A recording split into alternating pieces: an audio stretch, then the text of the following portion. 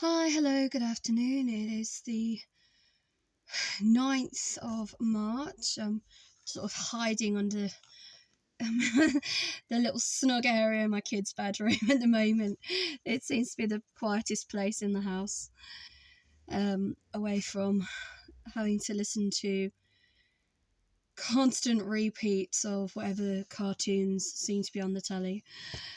I have finally finished this book, After, by Anna Todd. Oh my gosh. I am not going to start the next one until tomorrow. I'm going to give my eyes a rest and my brain a rest. Have never read something like this or had to read anything like this since I was at high school and I was forced to do it as part of the national curriculum.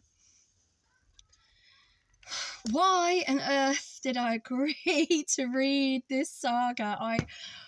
I really don't know. I mean, I watched the film and I just want to make out, yes, it is actually a 12 on Netflix, not PG. So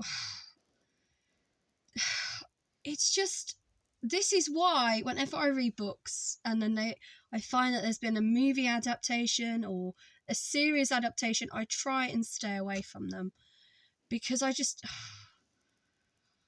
can see why so much of the book was cut out of the movie.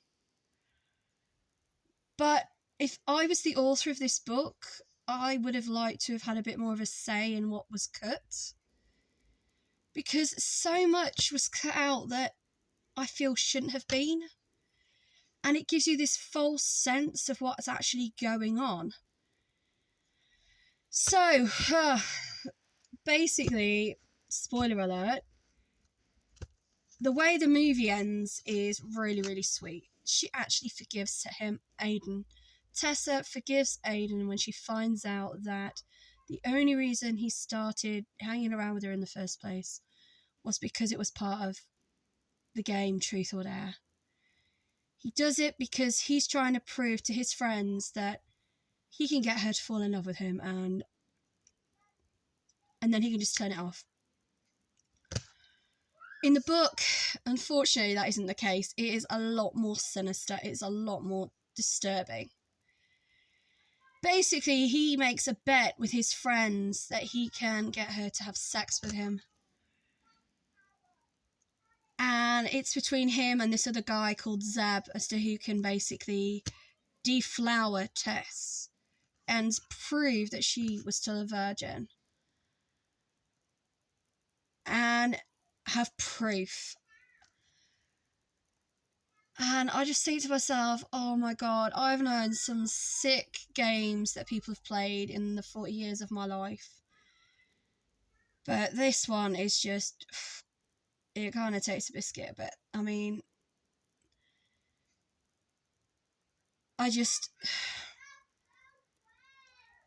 not happy with the whole truth behind the book. And there's a difference between getting someone to say, I love you and I want to be with you, and then paying or placing a bet to see who can sleep with somebody and take away something that is quite important to them.